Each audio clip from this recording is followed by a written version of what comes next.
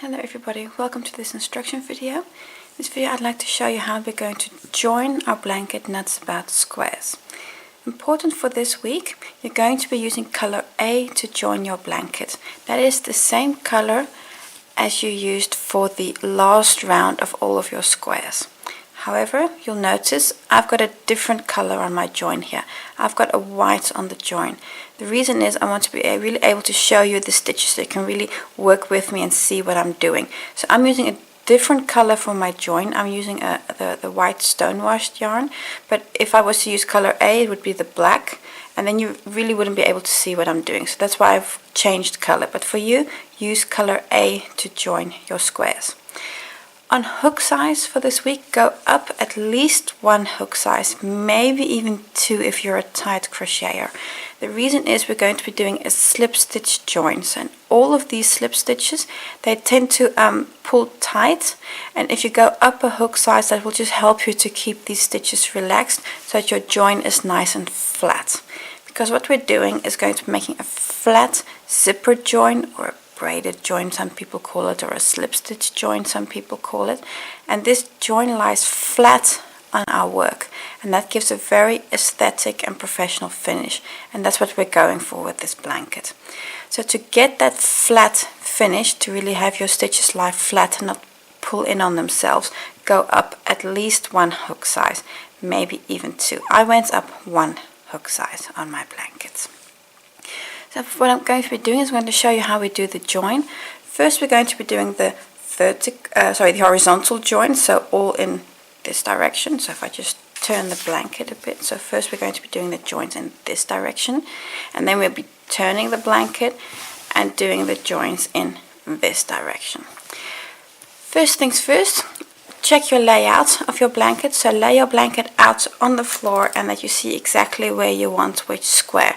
I've got a suggestion for you on how to join them, but if you want to do it differently, by all means do so. Then we'll start by doing the vertical joins. No, the horizontal joins. My lefts and rights and ups and downs, they always get mixed up.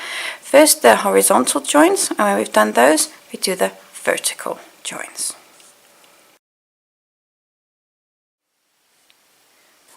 I'm going to start by joining these two squares. I'm going to start in the chain 2 corner space and then work this join. To do so, I first want to show you a few characteristics of the stitches. If you look closely at the stitches that we're going to be joining this edge here. You've got a chain 2 space on the one square and the chain 2 space on the other square. That's where we're going to start. First we're going to be working in those two chain 2 spaces. Then we're going to be connecting the squares by picking a loop on either side. And if you have the back sides of the squares together, you're going to see 4 loops. Those two and those two. So the 2 sets from either square. And we're going to be joining squares by taking a loop from the one and a loop from the other. And if you have those 4 loops next to one another, 1, 2, 3, 4, you're going to be taking the inner 2 loops. So any join that we're going to be making on those 2 loops. So that's the stitches that you need, the loops that you need to make the join.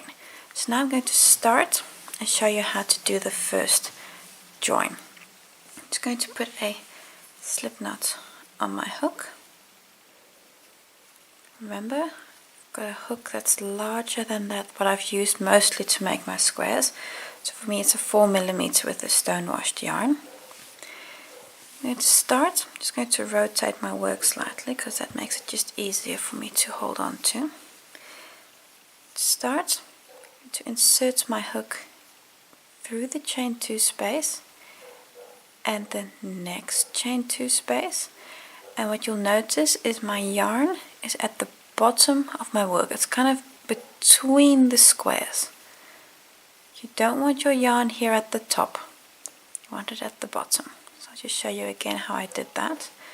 Inserted my hook in the first chain 2 loop space, then purposefully pushing my yarn down go to the next chain 2 loop.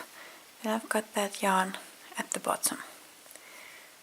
And now you can complete the slip stitch. So grab your yarn, pull through and make a slip stitch. That's the very first stitch of the join. Now you can go on to your next stitch. Remember, with the half doubles, this here is the first stitch. I'm just going to grab the inside loop of the one, then go to your next stitch on the other side, grab the inside loop there and complete the slip stitch.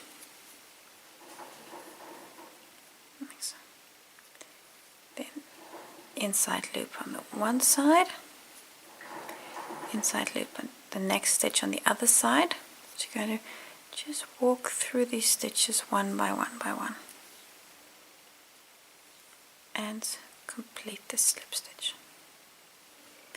If you find that your stitches are tight, go up yet another hook size. You want these slip stitches to be elastic and have quite a bit of give.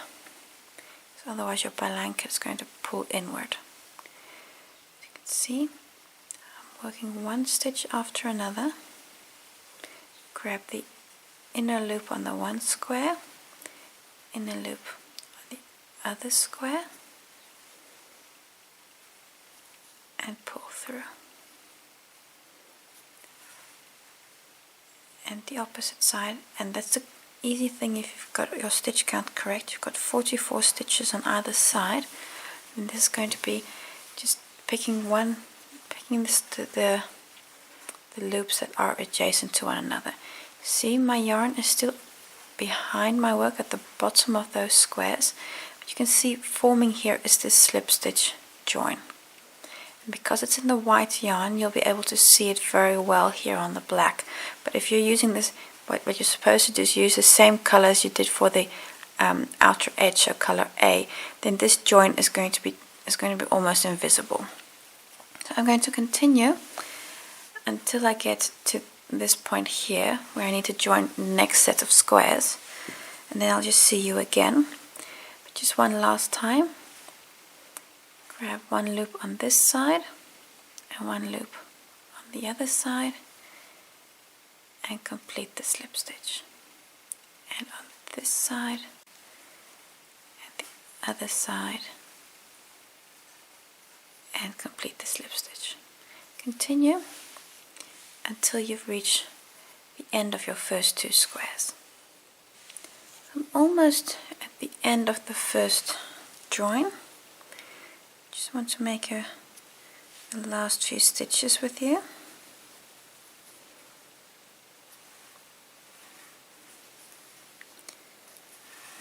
And then we can attach the next square.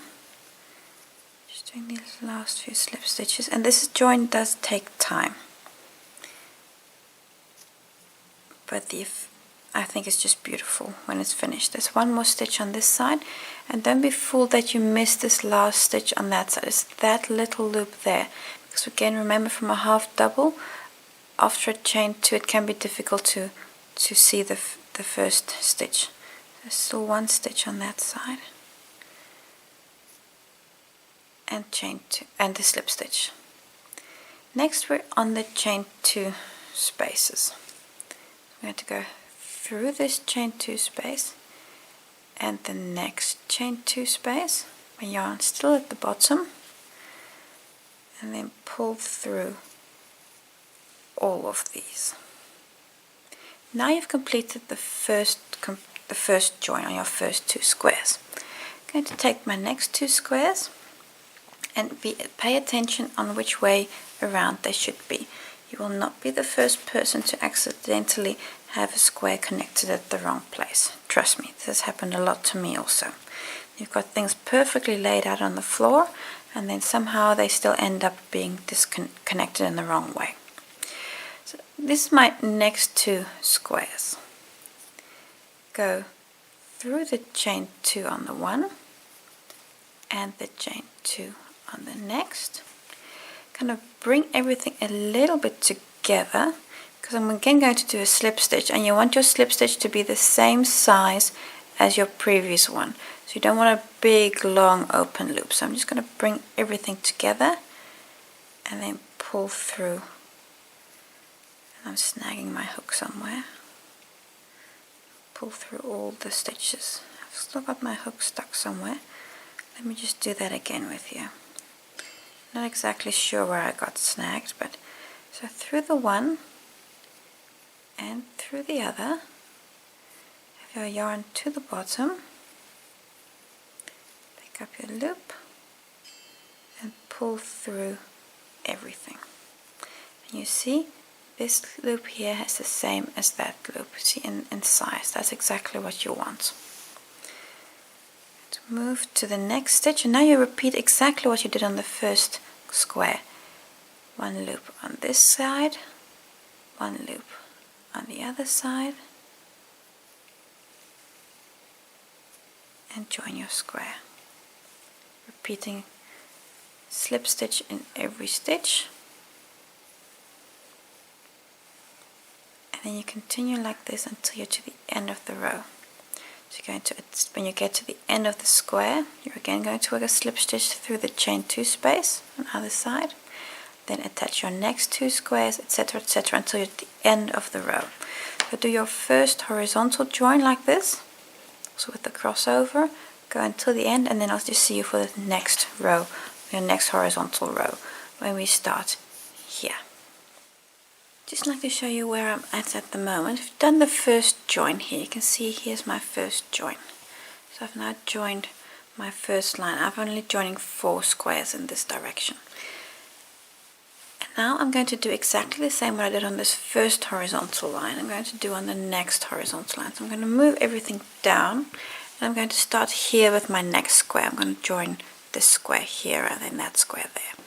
But one thing that's very important at this point is as you start your second row of squares, or your second join I should say, what can happen is that your work rotates on itself, or even twice. So what will happen when you do a join now is you join your square, and as you join these two, this join here is actually secured, so it can't rotate anymore. But now you can see what's happened here. I just zoom in a little bit here. You can actually see that it's twisted on itself because I did that twice. You don't want that. You really have to pay attention that this doesn't happen to you, because you can be so mad if it does. So make sure that as you join your squares, that your squares stay aligned, especially your first, when you go from your first to your second horizontal line. That's the critical point. That's usually where it goes wrong. So I'm going to do exactly the same what I did with this line. I'm going to do with the next. So keeping everything flat and everything straight, I'm just going to move to my next square, which is going to be this one, where I'm going to be joining this square to it. Then after I've done that, I'm going to keep this very tight and secure, and then pick and join the next. And so this way I'm going to go from one horizontal line to the next, doing exactly the same technique that I just showed you here. Starting with a slip stitch, and do the entire slip stitch join, then slip stitch in the last chain 2 spaces, and then in the first chain 2 spaces, and then continue onwards again. Repeat this process for every horizontal row, keeping in mind don't accidentally rotate your squares. Keep them or rotate your joins, I should say. So keep your squares all flat, right side up. Another important thing, make sure that you have them connected where you want them to be connected. I mean, I'm doing this blanket just randomly, so I'm not really paying any attention where it goes what. But if you want to have your squares connected in a certain way, pay attention that you have things connected at the right places, because you're going to be so mad if you have things at the wrong place. So I'm going to see you when I've finished all my horizontal rows, because then we're going to be doing the vertical rows. When you've done all the horizontal joins, I know it's going to be hard to get in front of the camera, but I've got my first join here. here's my second one. Here's my third one, because this is only a 4x4 blanket, 4x4 squares. We're now going to do the vertical joint, so in the other direction. So what I'm going to do, I'm going to rotate this blanket, and it's going to be all over the place. And then we can start at the first vertical joint. Now it's horizontal again because I've rotated it, but we're going to be doing this joint, and I'll especially be paying attention to this crossover point here. I'll show you the first row, and then it's exactly the same for your next ones also. So then you do the same on this joint here, and the next and the next. So I'll show you this joint, and then you can take it from there. We're going to start this joint exactly the same we did with the previous one. So I'm going to insert through the chain 2 spaces on either side. Just pull tight and make the first slip stitch. And then pick up a loop on both sides of the first stitch, and then that first stitch on the other side, and then pull through. And one loop and the next loop, and pull through. Again, make sure that your yarn, this yarn is to the bottom of your work, because otherwise you're going to get all strange stitches. Now I made a few of these. I'm going to continue on this joint until I'm in this vicinity here. So I'm going to make a jump in the video, then I'll see you back when I'm about here. Got a few more stitches to do, and these last few stitches can be a little tricky because you've already got this joint here, so it sometimes can be hard to really get to the stitches. I'm just kind of pushing this up with my fingers from below my work and then hooking on. Got 2 more stitches, this side and that side, and then the last stitch, and then we get to the corner, and on that side.